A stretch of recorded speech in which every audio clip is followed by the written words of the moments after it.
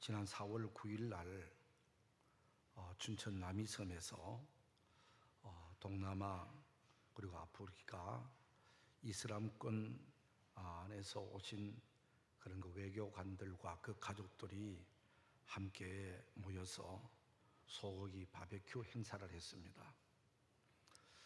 이 행사는 그들은 이슬람 무슬림인으로서 그들이 그 행하는 할랄 고기만을 먹기 때문에 한국에 와서 소고기로 할랄 고기를 만들어 먹지를 못했습니다.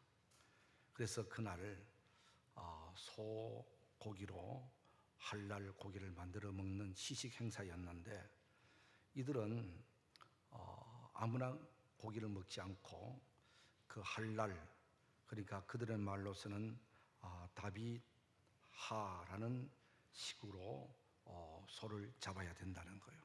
이것은 소를 잡을 때에 그 머리를 그 메카라는 이슬람 성지로 향하게 하고, 그리고 이슬람 그 사제가 그 머리에다가 기도를 하면은 그것은 일순간에 그 동물의 목을 친답니다. 그러면은 피가 싹 쏟아지면은 그 동물을 거꾸로 메어 달아서 피를 다 쏟게 한 다음에 그 고기를 가지고 우리 할랄 고기다, 그렇게 이야기를 하는 거예요. 그래서 그들은 모든 동물들도 할랄 식으로 잡은 고기만 그렇게 먹는데, 지금까지는 한우로서 할랄 고기를 먹지 못했는데, 그날 우리 국내에서 처음으로 할랄 한우 고기를 만들어서 먹는 시식 행사를 했다고 그렇게 보도가 나왔어요. 이것은 이슬람권 안에 있는 무슬림인들이 한국에도 많이 들어왔다는 것입니다. 그리고 점점 더 많아짐에 따라서 이제 앞으로도 한우 고기를 할랄 고기로 잡아서 이제 보급을 하고 또 팔기도 하고 하는 어떤 시작을 알리는 이런 그 행사이기도 했던 것입니다. 세계 도처에 또 우리나라 같은 데서는 한동안 이 무슬림인들이 별로 들어오질 않았는데 점점 더 지금 많아지고 있는데, 그 무슬림, 이슬람과 우리 기독교와의 그 차이점이 무엇인가 하면은, 그들이 섬기는 이 꾸란 경에 예수님에 대한 이야기가 우리 가지고 있는 성경 이야기와 비슷하게 많이 나옵니다. 예수님이 동정녀 탄생을 했다든지, 또 예수님께서 오셔서 병을 고치고 죽은 자를 살렸다든지, 또 다니면서 복음을 전파했다든지, 또 심지어 하늘로 승천하시고 재림할 것까지 우리가 다 이야기를 하고 있는데, 거의 비슷한데 한 가지가 다른 거예요. 그 한 가지는 바로 예수님의 십자가 사건을 부인하는 것입니다. 예수님께서 십자가를 지지 않았다는 거예요. 십자가를 지려고 하다가 회피해서 맑은 샘물가로 갔다. 그래서 예수님은 십자가에 죽은 것이 아니라고 부인을 하는 거예요. 그래서 그들은 예수님은 단순히 선지자 중에 하나이지 구세주가 아니라라고 그렇게 이야기를 하는 거예요. 그러면서 기독교에는 예수님을 잘못 가르치고 있다. 그래서 기독교를 대항하고 또 기독교를 공격하는 곳 있는 것입니다. 아무리 예수님이 성자고 또 예수님을 따를 만한 위대한 분이시고 예수님의 행한 행적이 이렇고 저렇고 다 안다고 하더라도, 예수님께서 십자가를 지지 않았다고 그렇게 생각하고 그렇게 믿으면은 예수님은 우리의 구주가 될 수가 없는 것이죠. 예수님은 우리의 구원자가 될 수가 없는 것입니다. 우리 기독교의 핵심은 십자가입니다. 예수님께서 나를 대신해서 내 죄를 대신해서 예수님이 십자가에 죽으셨다. 이 사실이 기독교 신앙의 핵심인 것입니다. 이 기독교 신앙의 핵심인 십자가를 빼버리면은 기독교가 아닌 것이에요. 이것은 반기독교이고 이거는 이단인 것입니다. 오늘 성경에도 말합니다. 십자가의 도가 멸망하는 자에게는 미련한 것이요 구원을 받는 우리에게는 하나님의 능력이 됨이라 그랬습니다. 이 십자가의 도가 그랬는데 이 십자가의 도라는 말을 쉬운 성경에서는 십자가에 관한 말씀이라고 번역을 했습니다. 그럼 십자가의 도, 십자가에 관한 말씀이 무엇입니까? 그것은 바로 예수님께서 우리 모든 인류의 죄를 대신해서 십자가에 죽으셨다고 하는 이 메시지, 이 의미, 이것이 바로 십자가의 도의 핵심이라고 하는 것입니다. 이 십자가의 의미, 십자가를 통해서 우리에게 주는 메시지가 여러 가지 있겠지만은 그 중에서 가장 첫째는 하나님은 공의로우신 분이시다. 하나님은 죄를 짓는 사람은 죄의 값을 물으시는 분이시다. 죄를 짓는 사람은 죄의 형벌을 받아야 된다고 하는 것을 가르쳐 주신 것이 바로 십자가 사건인 것입니다. 오늘 우리들은 하나님의 말씀을 거역하고 사탄을 따름으로 하나님 앞에 죄인이 되었습니다. 그래서 에덴 동산에서 쫓겨났습니다. 우리는 하나님의 진노받을 자가 되어진 것입니다. 우리는 살아가면서 죄를 짓고 살아가는 죄인들인 것입니다. 그래서 로마서 3장 10절에 보니까 의인은 없나니 하나도 없으며 세상에는 죄 없는 사람이 아무도 없다. 그리고 1장 18절에는 하나님의 진노가 그 위에 있다. 우리는 모두가 죄를 지었는 죄인들이기 때문에 그 죄의 형벌을 받아야 되고 하나님의 그 진노가, 하나님의 형벌이 늘 우리 위에 있는 이것이 바로 오늘 우리 인간들이라는 것이죠. 바로 예수님의 십자가 사건은 죄인은 형벌을 받아야 된다. 오늘 우리 모든 죄인들은 죄의 값을 받아야 된다고 하는 것을 명백히 가르쳐 준 사건이 바로 예수님의 십자가인 것입니다. 그러한과 동시에 반드시 죄의 형벌을 받아야 되겠지만은 죄의 형벌을 받는 인간들을 우리 사람들을 긍휼히 여겨 주셔서 죄값을 받지 아니하고 죄에서 자유함을 얻고 죄에서 용서함을 받고 다시 하나님과의 관계를 회복해 갈 수 있는 길을 열어주신 하나님의 사랑, 하나님의 자비로우심, 하나님의 은혜를 보여주신 것이 바로 십자가 사건인 것입니다. 이것은 바로 오늘 우리들은 다 죄인이지만은 죄의 형벌을 받지 않을 수 있도록 하기 위해서 하나님은 독생자 예수 그리스도를 세상에 보내셨고 그 예수님에게 우리 모든 인류의 죄를 다 그분에게 전가시켜서 그분에게 덮어 씌워서 그분은 동정녀 성령으로 잉태되어 죄가 없으신 분으로 이 땅에 오셨지만은 우리 모든 인류의 죄를 그 몸에 걸머지시고 죄값을 대신 치러주신 것이 바로 십자가 사건이잖아요. 이것이 바로 하나님의 사랑이고 하나님의 자비하심인 것입니다. 그래서 하나님은 이 세상을 이처럼 사랑하사 독생자를 주셨으니 이런 저를 믿는 자마다 영생 얻게 하신다. 하나님의 독생자가 세상에 오셔서 우리의 죄짐을 대신 걸머지고 죽으셨다. 이 사실을 믿는 자들에게 하나님의 자녀가 되는 권세를 주셨다라고 했습니다. 이것은 하나님과의 다시 화목하게 되어졌다라는 말이죠. 하나님의 가족이 되어졌다.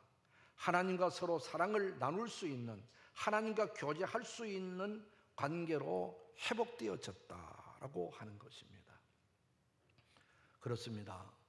우리는 살아가면서 죄 없는 사람이 누가 있겠습니까? 마음으로 죄를 짓고, 생각으로 죄를 짓고, 행동으로 죄를 짓고, 말로서 죄를 짓고, 우리는 살아가는 그 자체가 하나님 앞에 의로움이 없지만은, 그러나 죄 많은 오늘 우리들이라 하더라도 예수님께서 내 모든 죄짐을 짊어지고 십자가에 죽으셨습니다. 예수님이 죄의 값을 치루어 주셨습니다 라는 사실을 마음에 믿으면은 하나님과 화목한 관계가 되어진다. 하나님과의 원수의 관계에서 하나님의 자녀가 되어지고 하나님을 아버지라고 부를 수 있는 새로운 관계가 형성되어진다라고 하는 것입니다. 그래서 우리는 하나님을 아버지라고 부르면서 기도하고 우리의 모든 사정들을 하나님께 아뢰고 하나님의 은혜가 우리에게 올 수 있도록 하나님과 막혔던 통로가 열리게 되어졌다. 하나님의 은혜가 우리에게 주어지게 되고 우리의 예배가 하나님께 올려지고 우리의 기도가 하나님께 올려지고 우리의 마음이 하나님께로 올려지는 하나님과의 통로가 열리게 되어지는 이것이 바로 십자가의 은혜라고 하는 것입니다. 우리 주님께서 십자가를 지시고 마지막에 십자가 위에서 하신 말씀, 선언한 말씀이 바로 다 이루었다라고 하셨습니다. 이 다 이루었다고 하는 것은 내가 세상에 보냄을 받은 사명을 다 이루었다. 하나님과의 관계의 길을 내가 통로를 여는 일을 다 이루었다. 모든 세상 사람들의 그 죄짐을 내가 다 짊어지고 가는 일을 내가 완성했다. 이것이 바로 다 이뤘다는 주님의 선언인 것입니다. 이 구원은 미완성이 아닙니다. 우리 주님을 통해서 완성되어진 구원의 길인 것입니다. 우리는 오직 그 사실을 마음에 받아들이고 믿기만 하면 되는 것입니다. 할렐루야. 그런데 이 십자가의 십자가를 통해서 우리에게 베풀으신 놀라운 하나님의 은혜를 우리가 이해하고 설명을 잘하고 논리적으로 풀어가고 지식적으로 우리가 뭘 가르쳐주고 해서 믿어지는 것이 아닙니다. 이 십자가의 진리 도는 논리적으로 설명할 수가 없습니다. 우리가 인간적인 어떤 이해를 충분히 시킬 수 있는 것도 아닙니다. 2000년 전에 되어진 일을 예수님이 죽으신 그 십자가가 나와 무슨 관계가 있고 이렇게 설명을 통해서 우리가 이해를 할 수 있는 것이 아니고 이 십자가의 진리는 그저 믿음으로 받아들이고 믿음으로 믿는 길밖에 없는 거예요. 그래서 성경에는 믿음으로 말미암아 구원을 얻었다. 할렐루야. 그죠? 하나님께서 그렇게 말씀하셨으니 이것이 하나님의 말씀인 줄 알고 이것이 진리인 줄 알고 내가 받아들이겠습니다. 내가 믿습니다라고 내 스스로의 마음문을 열고 이 십자가의 진리를 받아들이고 내 것으로 만들고 믿음으로 아멘 하면서 믿을 때에 이 구원의 역사가 죄사함의 역사가 우리에게 주어질 줄 믿습니다. 이렇게 된 것을 가리켜서 구원이다, 영생이다 말하고 그리고 이 땅에서 삶이 맞춰지게 되면은 우리 하나님께서 준비해 주신 영원한 하늘나라 천국에서 주와 함께 영생 복락을 누리면서 사는 은혜가 이 십자가의 십자가의 진리 속에 우리에게 주어지는 하나님의 은혜인 것입니다. 그리고 이 십자가의 도를 받는 사람들 세상에 사는 동안에도 하나님의 도우심을 받고 삶의 변화가 이루어지는 겁니다. 인격이 바뀌어지고 말이 바뀌어지고 얼굴 모습이 바뀌어지게 되고 바뀌어지고 거룩한 삶을 살게 되고 경건한 삶을 살게 되고 하나님을 위해서 헌신하는 삶으로 바뀌어지는 역사도 일어나는 것입니다. 우리나라를 대표하는 부흥사 중에서 김익두 목사님이라는 분이 계셨습니다. 이분은 항해도 안악 그 지방에서 살았는데 그 안악 시장에서 얼마나 아주 무서운 아주 못된 깡패였습니다.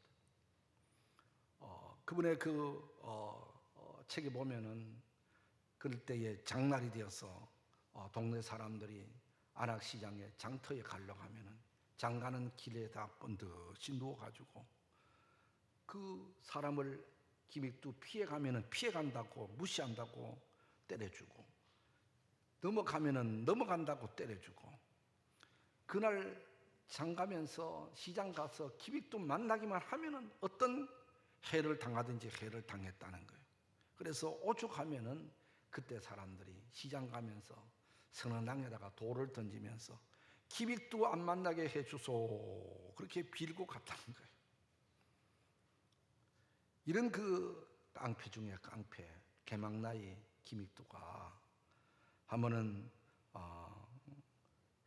스왈렌 선교사가 부흥하는 어디 부흥회에 참석하게 돼가지고 은혜를 받고 나도 성경을 좀 읽어야 되겠다라고 생각하고 성경을 계속 많이 읽었다는 거예요.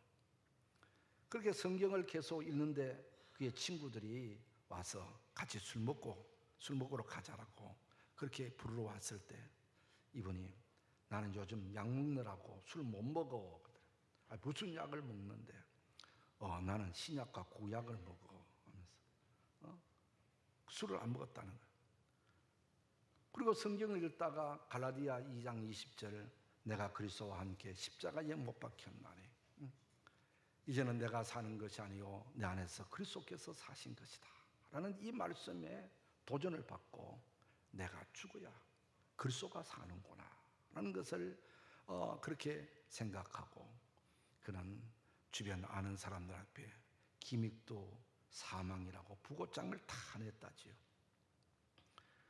그렇게 몹쓸 놈 깡패지만 그래도 죽었다니까 그래도 찾아가서 그래서 상문이나 해야지 하면서 한두 사람 몇 분들이 김익두 죽었다니까 상문하러 보니까 김익두가 온전히 이렇게 살아있대.